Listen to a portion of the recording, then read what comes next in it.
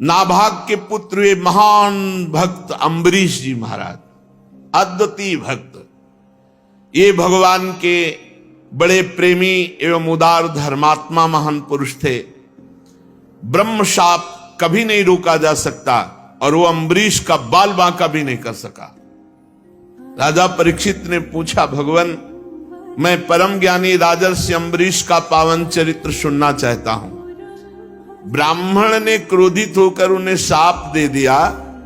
जो ब्रह्म शाप टाला नहीं जा सकता वो भी उनका कुछ नहीं बिगाड़ सका। ये बड़े आश्चर्य की बात है।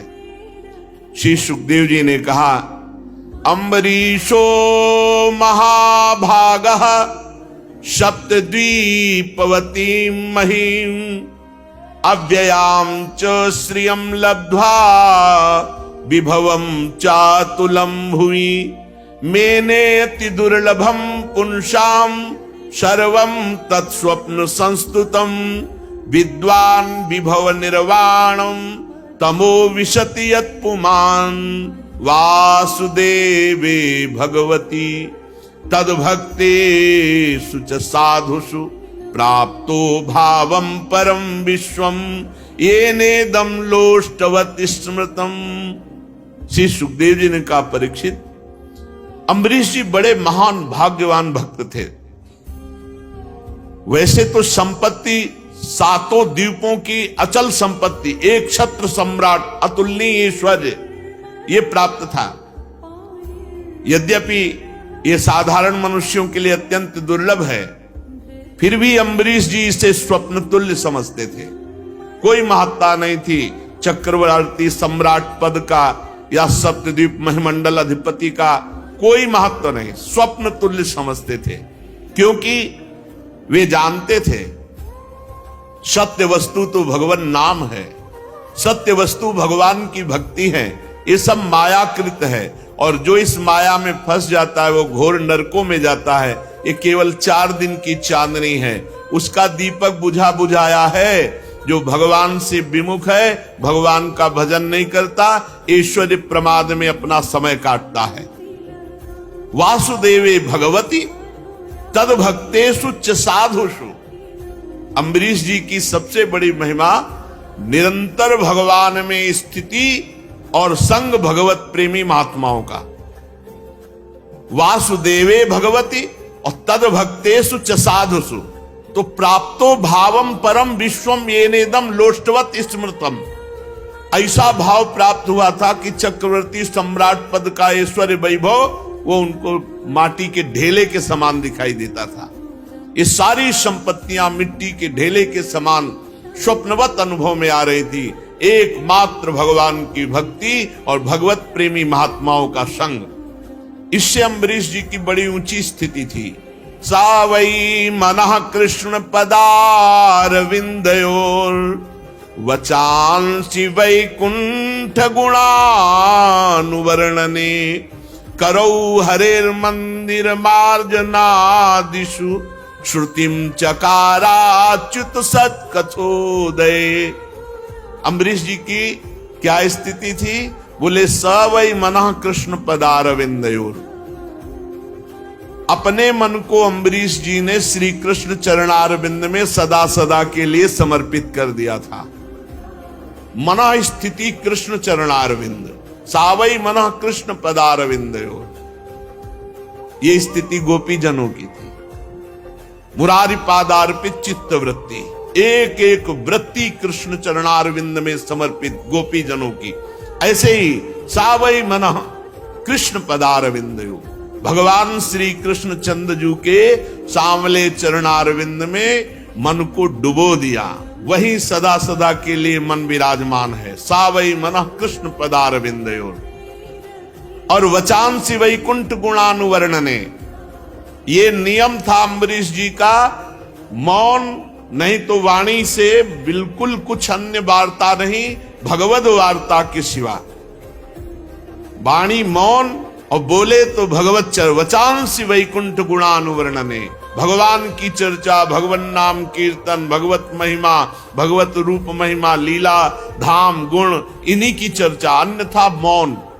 ये बहुत उत्तम स्थिति होती है। अपराधों से बचने के लिए मौन बहुत आवश्यक है, नहीं सबसे ज्यादा साधक से वाणी से अपराध बनता है। मन जहां इष्ट देव के चरणारविंद, वाणी मौन, या तो भगवत चर्चा नहीं तो शांत। इसीलिए हरिवंश महाप्रभु ने स्फुट वाणी में आखिरी दोहे में कहा, रसना कटो जो अन रटो, निरखी अन फुटो नयन, श्रवण फुटो जो अन सुनो, श्री राधा जसबैन।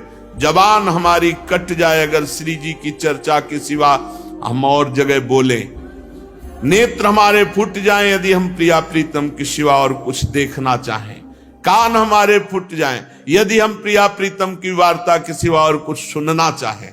बोलना, देखना, सुनना ये साधना में बहुत अधिकार रखते हैं। यदि ये अन्य बोलना, अन्य देखना, अन्य सुनना, तो फिर भक्ति का रंग नहीं आएगा। वचांसि वैकुंठ गुणानुवर्णने, वाणी से भगवत चर्चा, और करो हरेर मंदिर मार्जनादिश, ये बहुत बड़ी बात है। यहां अपने ठाकुर के मंदिर में पोछा लगाने में शर्म लगती है। ठाकुर जी को प्रसन्न करने के लिए काम वाले की जरूरत नहीं, आपके हाथ है।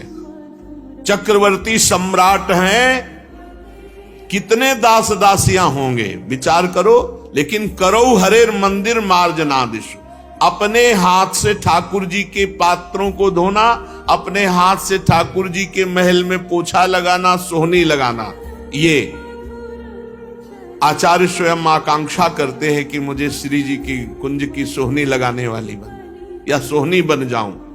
अपने हाथ से, बहुत सौभाग्य है जो अपने हाथ से ठाकुर सेवा करते हैं। इसका कोई ज्यादा महत्व नहीं कि मंदिर बनवा दिया, पुजारी रख दिया, आप मौज मस्ती विषयों में ले रहे हैं और रुपया हर महीने दे, तो ठाकुर जी आपको लाख गुना बढ़ा कर दे देंगे। लेकिन वो भक्ति या प्रीति या ठाकुर जी के दासत्व की बातें नहीं है, ये बातें नहीं। करो हरेर मंदिर मार्जनादिश, स्वयं अपने हाथ से ठाकुर जी के महल में सोहनी लगाना, ठाकुर जी के मंदिर में पोछा लगाना, स्वयं ठाकुर जी के पार्षद जो पात्र हैं उनका मार्जन करना, ये अम्बरीश जी करते थे। इसी के कारण उनको पता नहीं था, पर सुदर्शन चक्र सदैव सुरक्षा में रहता था। चक्रवर्ती सम्राट होकर अपने हाथों से दास्ता प्रभु की करते थे। श्रुतिम चकाराच्युत सत्कथोदय, अपने कानों को भगवान श्री कृष्ण की मंगलमयी कथा के श्रवण में लगा रखे। सुनेंगे तो भगवत चर्चा सुनेंगे, नहीं तो एकांतवास, किसी से कोई वार्ता नहीं। अन्य वार्ता प्रपंच का त्याग, तभी सुदृढ़ भक्ति होती है। मुकुंद लिंगालय दर्शने दृशौ तदभृत्य गात्र स्पर्शेंग संगमम, घ्राणम च तत्पाद सरोज सौरभे, श्रीमत्तुलस्या रसनाम तदर्पिते। आंखों से सिर्फ भगवान के श्री विग्रह के दर्शन या संत दर्शन, नेत्र संभाल के रखे, सहसा किसी को न देखे।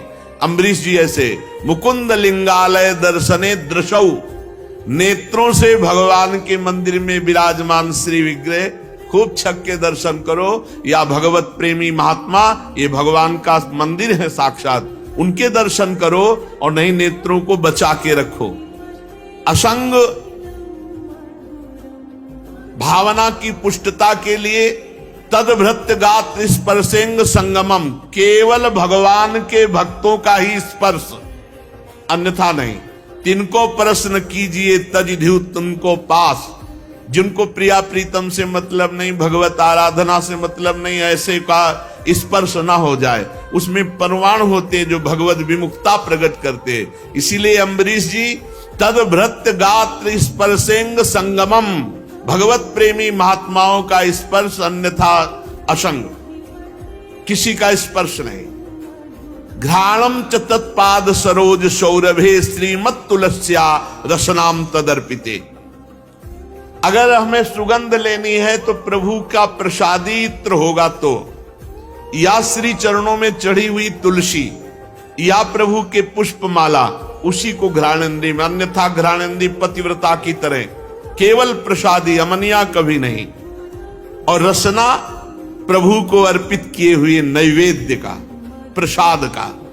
और प्रसाद में कभी बुद्धि, पदार्थ बुद्धि ना आने पावे, अन्न बुद्धि ना आने पावे कि अरे आज तो एकादशी है, आज तो प्रसाद, ये अन्न है, आज अन्न हो गया तो कल प्रसाद हो जाएगा क्या? और जब प्रसाद है तो सिर्फ प्रसाद है। ये बड़े बड़े संत भगवान पधारे थे अभी 2-3 दिन के अंतराय में। उन्होंने एक प्रश्न रखा कि प्रसाद में चर्बी वाला घी लगाया गया था, हम लोग तो सब भ्रष्ट हो गए, तो हमारी शुद्धि कैसे होगी? तो हृदय से जो बात आई कि अगर प्रसाद पाया है तो अशुद्धि हो ही नहीं सकती, और अगर प्रसाद नहीं पाया तो फिर लड्डू पाया तो शुद्धि करो जाके। अगर प्रसाद शब्द है तो प्रसाद कभी अपवित्र नहीं होता।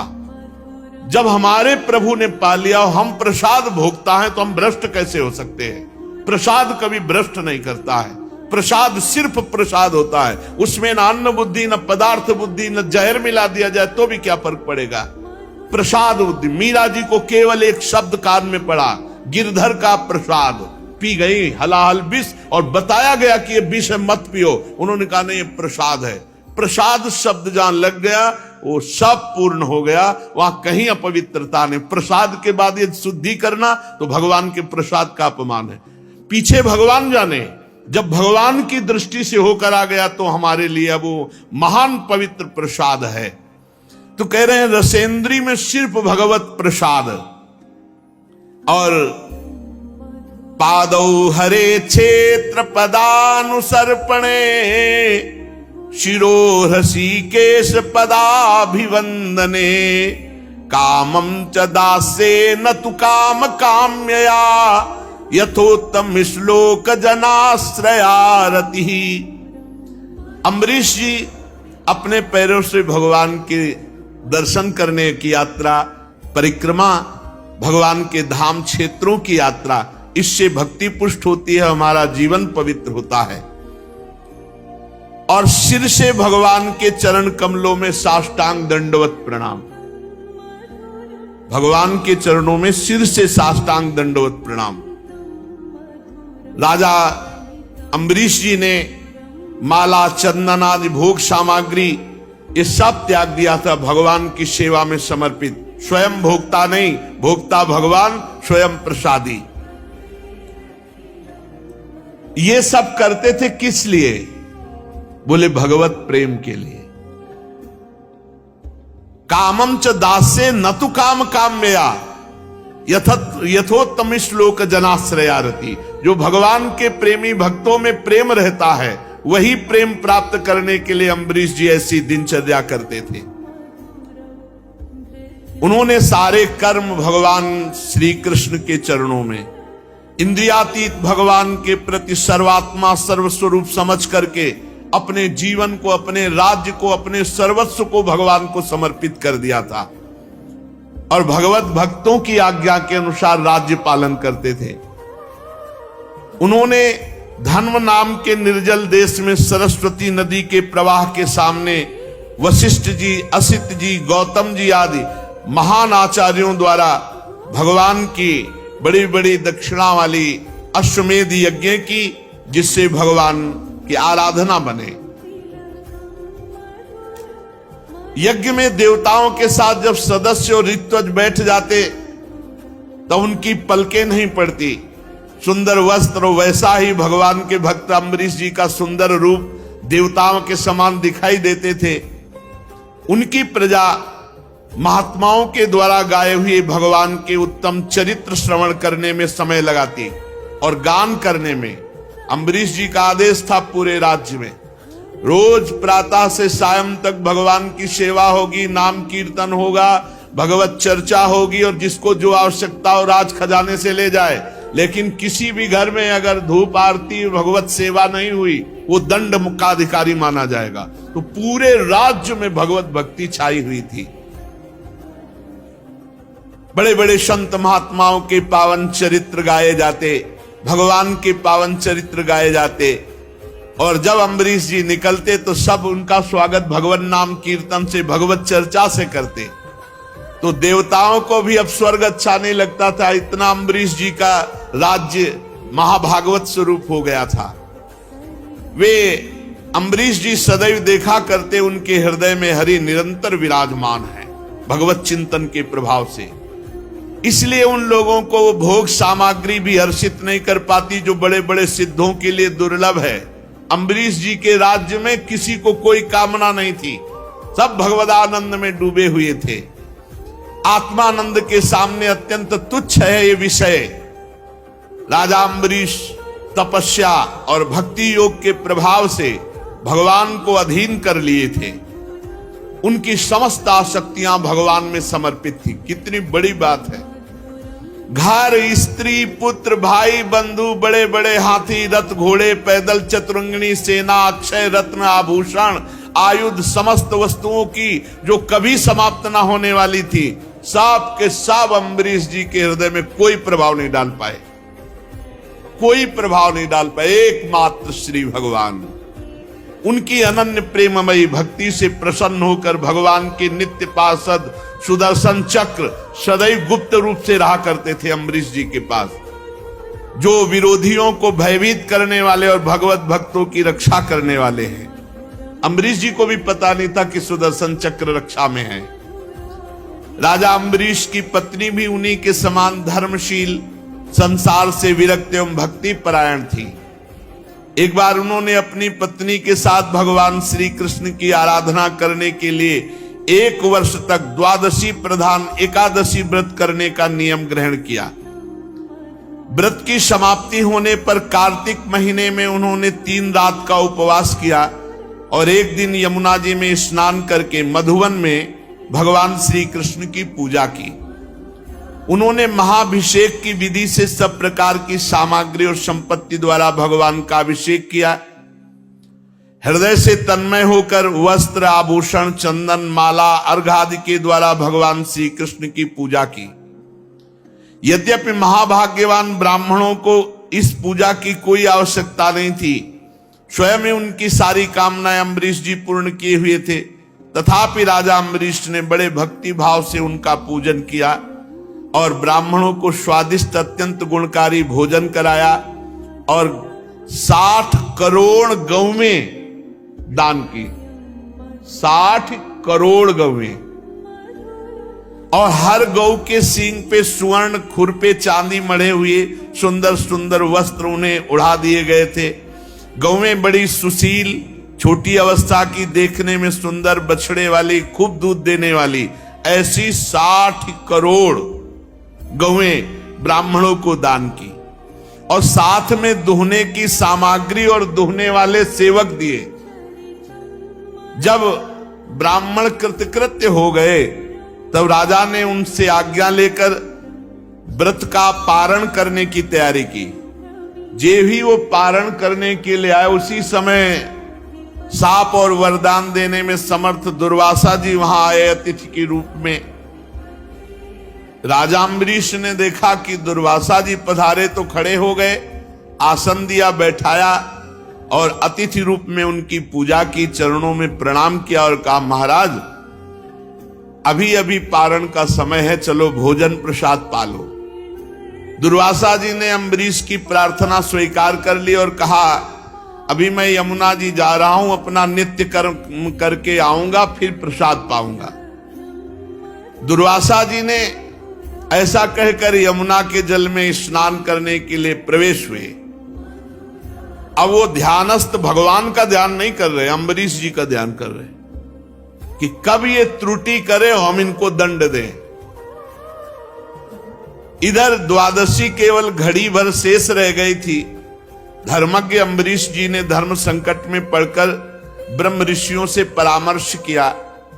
उन्होंने कहा, ब्राह्मण देवताओं, ब्राह्मण को बिना भोजन कराए स्वयं खा लेना, निमंत्रण दे देने पर उसको पवाओ नहीं हो, पालो तो महान पाप लगता है, और द्वादशी रहते पारण न करना ये भी दोष है। इसलिए इस समय जैसा करने में मेरी भलाई हो, मुझे पाप न लगे, ऐसा काम करना चाहिए। आप लोग हमें आदेश कीजिए। तब ब्रह्म ऋषियों ने विचार करके कहा कि श्रुतियों में ऐसा कहा गया है कि भगवान का चरणामृत पी लेना, ये पारायण भी हो जाएगा और अतिथि का अपमान भी नहीं होगा, इसलिए आप भगवान के चरणामृत से पारायण कर लीजिए। ऐसा निश्चय करके मन ही मन भगवान का चिंतन करते हुए राजर्षि अम्बरीश जी ने भगवान का चरणोदक पान किया।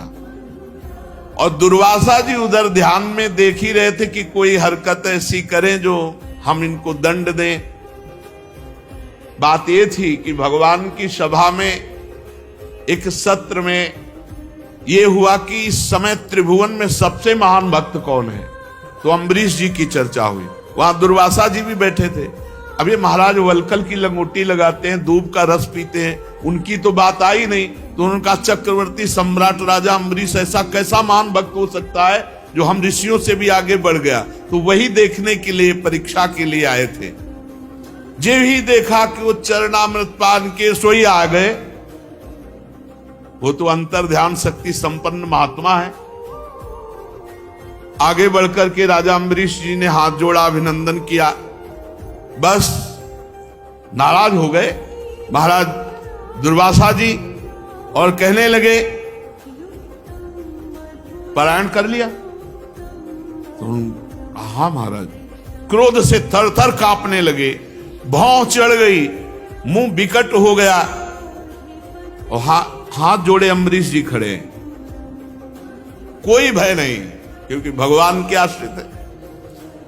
हाथ जोड़कर खड़े अम्बरीश जी से डांट कर कहा, देखो तो सही ये कितना क्रूर है, ये धन के मद में मतवाला राजा देखो कितना बड़ा अपराध कर दिया।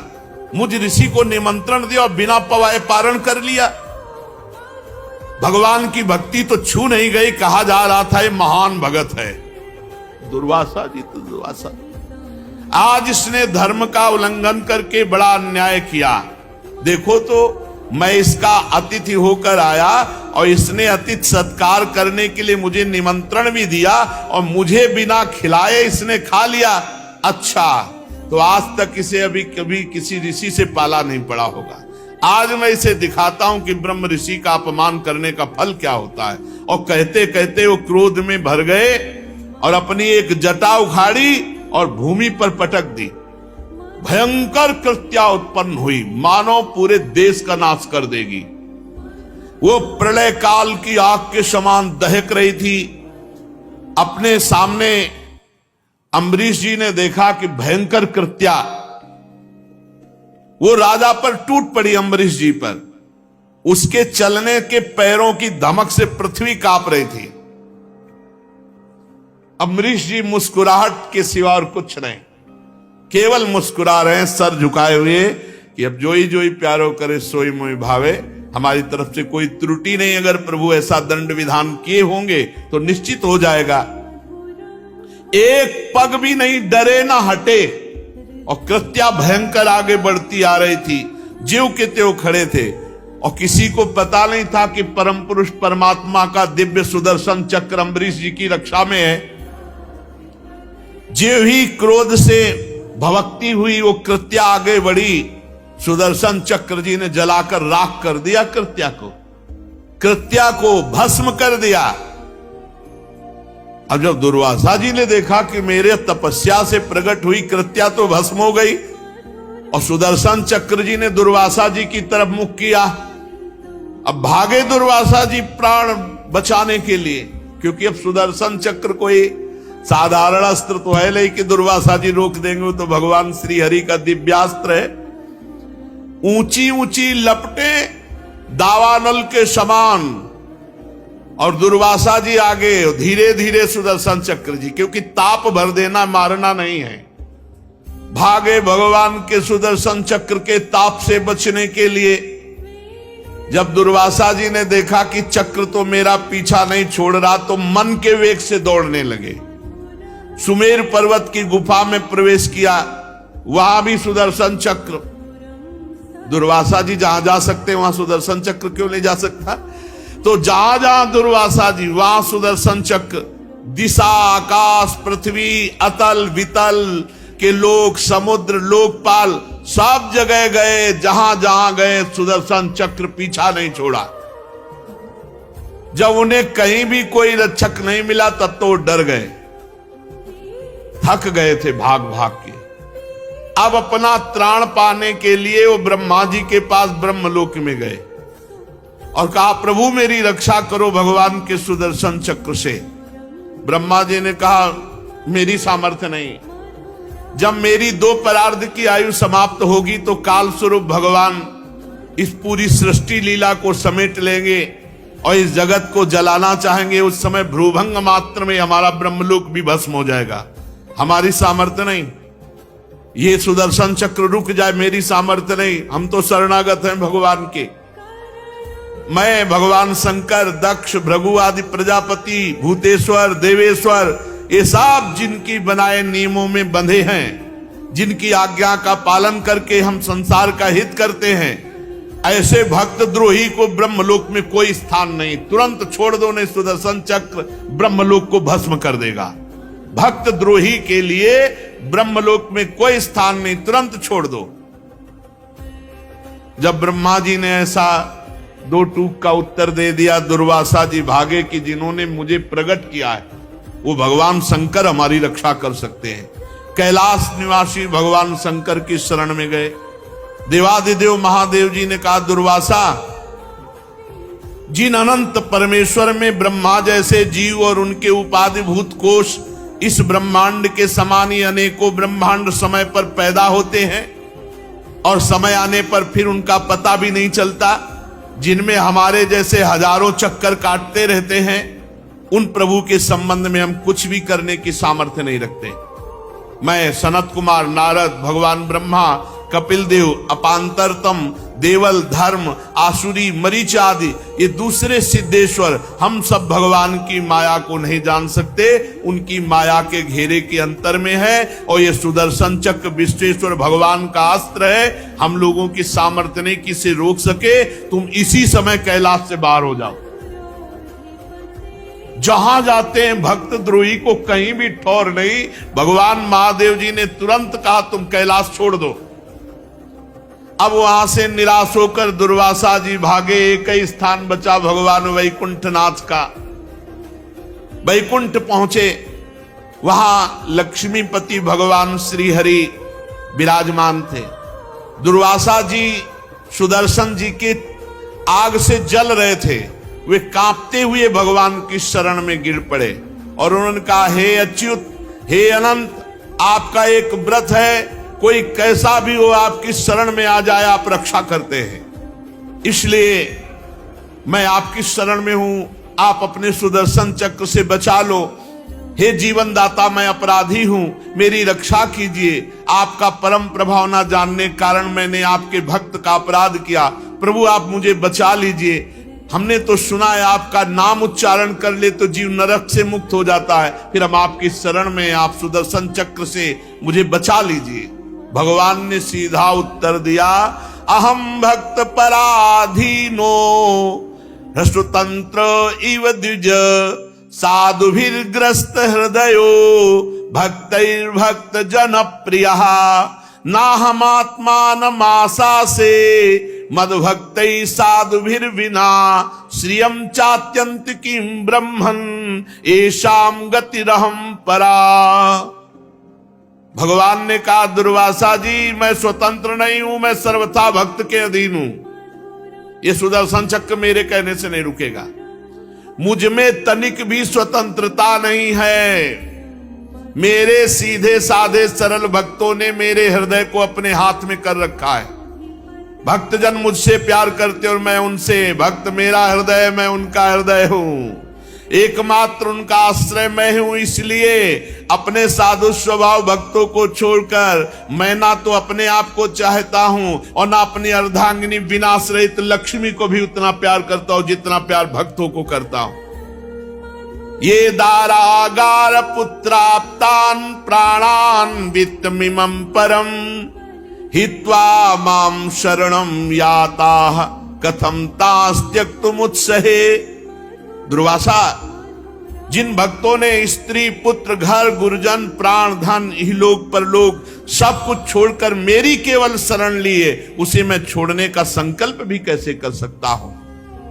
मयि निर्बद्ध हृदयाः साधवः समदर्शनाः वशीकुर्वन्ति मां भक्त्या सती स्त्रिया सत्पतिं यथा।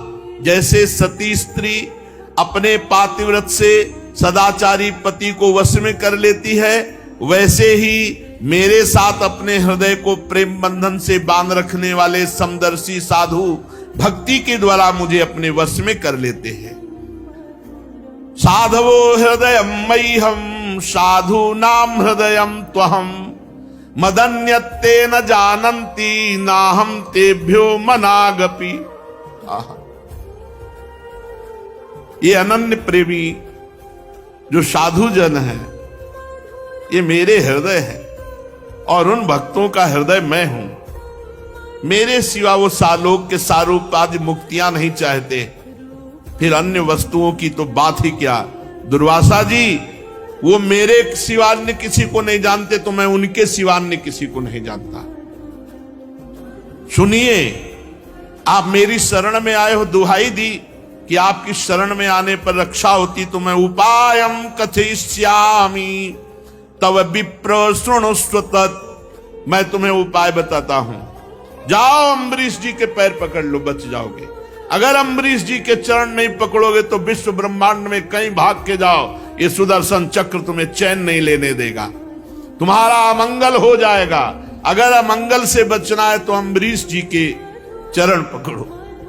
देखो, भगवान सर्व सामर्थ्यशाली हैं, लेकिन भक्त द्रोह को कहीं भी ना ब्रह्मा जी ने शरण दी, न महादेव जी ने, और न स्वयं हरि ने।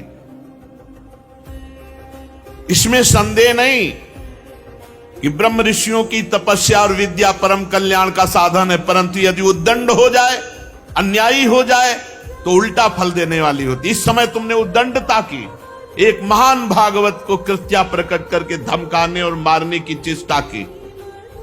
जाओ, नाभाग नंदन परम भाग्यशाली राजा अम्बरीश जी के चरणों में पड़ जाओ और वो क्षमा कर दें, तभी आपको शांति मिलेगी, दूसरा कोई उपाय नहीं। परीक्षित, जब भगवान ने इस प्रकार आज्ञा दी तो सुदर्शन चक्र की ज्वाला से जलते हुए दुर्वासा जी दौड़ते हुए अम्बरीश जी के पास आए और अत्यंत दुखी होकर साष्टांग लौट गए चरणों में, अम्बरीश जी के चरणों में।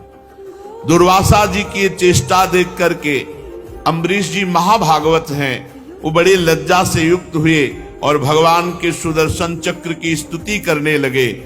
उस समय उनका हृदय दयावश अत्यंत पीड़ित हो रहा था। अम्बरीश जी ने कहा, त्वामग्निर् भगवान सूर्य त्वं सोमो ज्योतिषां पतिः त्वमापस्त्वं क्षितिर्व्योमो वायुर्मात्रेन्द्रियाणि च सुदर्शन नमस्तुभ्यं सहस्राराच्युत प्रिय सर्वास्त्र घातिनो विप्राय स्वस्ति भूया इडस्पते। प्रभु सुदर्शन, आपको नमस्कार है। आप अग्नि स्वरूप हैं, आप परम समर्थ सूर्य स्वरूप हैं, समस्त नक्षत्र मंडल के अधिपति चंद्रमा के भी आप स्वरूप हैं, जल पृथ्वी आकाश वायु पंच तन्मात्रा संपूर्ण इंद्रियों के रूप भी आप हैं। भगवान के प्यारे हजार चक्र वाले सुदर्शन देव, मैं आपको नमस्कार करता हूं। किसी भी शस्त्र अस्त्र की सामर्थ्य नहीं कि आपको रोक सके। हमारी प्रार्थना है कि आप इन ब्रह्म ऋषि की रक्षा कीजिए। आप ही धर्म मधुर एवं सत्यवाणी हैं, आप ही समस्त यज्ञों के अधिपति स्वयं यज्ञ हैं, आप समस्त लोकों के रक्षक सर्वलोक स्वरूप हैं, आप परम पुरुष परमात्मा के श्रेष्ठ तेज हैं। हे सुदर्शन चक्र, आप समस्त धर्मों की मर्यादा के रक्षक हैं। अधर्म का आचरण करने वाले असुरों को भस्म करने के लिए आप साक्षात अग्नि हैं। आप ही तीनों लोकों के रक्षक एवं विशुद्ध तेजों में हैं। आपकी गति मन के वेग के समान है, आपके कर्म अद्भुत है। हे सुदर्शन चक्र, मैं आपकी स्तुति करता हूं, आपको नमस्कार करता हूं। विश्व के रक्षक, आप रणभूमि में जब अपना रूप धारण करते हैं तो किसी की सामर्थ्य नहीं कि आपकी टक्कर ले सके। गदाधारी भगवान ने दुष्टों के विनाश के लिए आपको नियुक्त किया है, इसलिए आप कृपा करें हमारे कुल के भाग्योदय के लिए दुर्वासा जी का कल्याण कीजिए, आपका बड़ा अनुग्रह होगा। आज तक मैंने जो भी दान किया है, ये बोलना बहुत बड़ी बात है, अम्बरीश जैसे महाभागवत ही बोल सकते हैं। आज तक मैंने जो भी दान किया है, जो भी यज्ञ किया है, जो भी धर्म का पालन किया है, यदि हमारे वंश के लोग सदैव ब्राह्मणों की आराधना करते रहे हैं, आज तक जो भजन किया है उसका प्रकाश हो, वो सब दुर्वासा को मिले और दुर्वासा जी की जलन शांत हो जाए। बहुत बड़ी बात कह दी, बहुत बड़ी बात कही। जीवन भर का भजन, जीवन भर का धर्म पालन, जीवन भर की तपस्या साधना सब दुर्वासा जी को दे दी। दुर्वासा जी की जलन मिट जाए। यदि मैंने समस्त प्राणियों में श्री भगवान को देखा है और भगवान मुझ पर प्रसन्न है, तो सुदर्शन जी शांत हो जाएं और दुर्वासा की जलन मिट जाए। इतना कहना ही था कि भगवान के सुदर्शन चक्र शांत हो गए, क्योंकि भजन का प्रभाव। दुर्वासा जी ने देखा सुदर्शन जी अंतर्धान हो गए, जलन मिट गई, चित्त स्वस्थ हो गया। तब उन्होंने कहा, ओहो, आज मैंने महिमा देख ली। अहो अनंत दासा नाम महत्वम दृष्ट मध्य में। भला जो कृत्या प्रकट कर रहे मारने को, उनके लिए पूरे जीवन का भजन दे देना, ये केवल भगवान के दासों में होता है। ये उदार हृदय केवल भगवान के भक्तों में होता है। वो खुद कह रहे, अहो अनंत दासा नाम महत्वम दृष्ट मध्य में कृतागशोपि यद राजन मंगलानि समीह से। अहो धन्य है, आज मैंने भगवान के प्रेमी भक्त का महत्व देखा। मैंने अपराध किया, मैंने मारना चाहा, फिर भी वो मेरे लिए सब मंगल कामना कर दिए कि आज तक जो यज्ञ किया, दान किया, धर्म पालन किया, भगवान की आराधना की, भजन की, वो सब दुर्वासा जी को देता हूं, जिससे उनका हृदय शीतल हो जाए, सुदर्शन चक्र शांत हो जाए। अहो अनंत दासा नाम महत्वम दृष्ट मध्य में। आज महिमा देखी भगवान की भक्त की। जिन्होंने भक्तवत्सल भगवान श्री हरि के चरण कमलों को दृढ़ प्रेम भाव से पकड़ लिया है, ऐसा कार्य भगवान का भक्त ही कर सकता है, दूसरा नहीं। जिन्होंने भगवान के चरण कमलों को प्रेम भाव से पकड़ लिया, इतनी उदारता तो केवल भगवान के भक्तों में होती है। जिनका हृदय उदार है, वे महात्मा भला किस वस्तु का परित्याग नहीं कर सकते। जिनके मंगलमय नामों के श्रवण मात्र से जीव निर्मल हो जाता है, उन्हीं तीर्थपाद भगवान के चरण कमलों के जो दास हैं, उनके लिए कौन सा कर्तव्य शेष रह जाता है। महाराज अम्बरीश, आपका हृदय देख करके आज मैं परिपूर्ण हो गया। भगवान ने मेरे ऊपर महान अनुग्रह किया कि भक्त महिमा को मैं जान पाया। आपने मेरे अपराधों को भुलाकर मेरे प्राणों की रक्षा के लिए सारा का सारा भजन पुण्य दे दिया। परीक्षित, जब से दुर्वासा जी भागे थे, तब से अब तक राजा अम्बरीश ने एक कवल भी भोजन नहीं किया। वही चरणामृत लिए उनके लौटने की बाट देख रहे थे। अब उन्होंने दुर्वासा जी को चरण पकड़ लिए और प्रसन्नता पूर्वक उनको भोजन पवाया। राजा अम्बरीश बड़े आदर से अतिथि के योग्य सब प्रकार भोजन सामग्री लाए और दुर्वासा जी ने खूब तृप्त होकर भोजन पाया और फिर कहा, राजन अब आप भी भोजन प्रसाद पाइए। अम्बरीश जी, आप भगवान के परम प्रेमी भक्त हैं। मैं ये समझता हूं कि आज जो आपका दर्शन, स्पर्श और बातचीत करने का सौभाग्य मिला, वो भगवान मधुसूदन की कृपा से। क्या अनुभव हुआ दुर्वासा जी को? भगवान की कृपा का अनुभव, भक्त दर्शन, भक्त संभाषण, भक्त सानिध्य। स्वर्ग की देवांगनाएं आपके इस उज्जवल चरित्र का गान करेंगी। पृथ्वी पर भी आपकी परम पुण्यमयी कीर्ति का संकीर्तन होता रहेगा। दुर्वासा जी बहुत संतुष्ट हुए, राजा अम्बरीश जी के गुणों की प्रशंसा की और इसके बाद उनसे अनुमति लेकर आकाश मार्ग से ब्रह्मलोक की यात्रा की। परीक्षित, जब सुदर्शन चक्र से भयभीत होकर दुर्वासा जी भगे थे, तब से लेकर उनके लौटने तक 1 वर्ष का समय व्यतीत हुआ। 1 वर्ष तक अम्बरीश जी वैसे ही खड़े रहे चरणामृत पान किए हुए। यह है महाभक्ति की महिमा। जल पीकर उतने ही 1 वर्ष तक खड़े रहे। जब दुर्वासा जी चले गए तब उनके भोजन से बचे हुए भगवत प्रसाद अन्न का पान किया। अपने कारण दुर्वासा जी का दुख में पड़ना, फिर अपनी ही प्रार्थना से छूटना, दोनों बातों में भगवान की लीला समझ करके अम्बरीश जी संतुष्ट हुए। राजा अम्बरीश में ऐसे अनेक गुण थे। अपने समस्त कर्मों के द्वारा वे परब्रह्म परमात्मा श्री भगवान में भक्ति भाव की अभिवृद्धि करते रहे।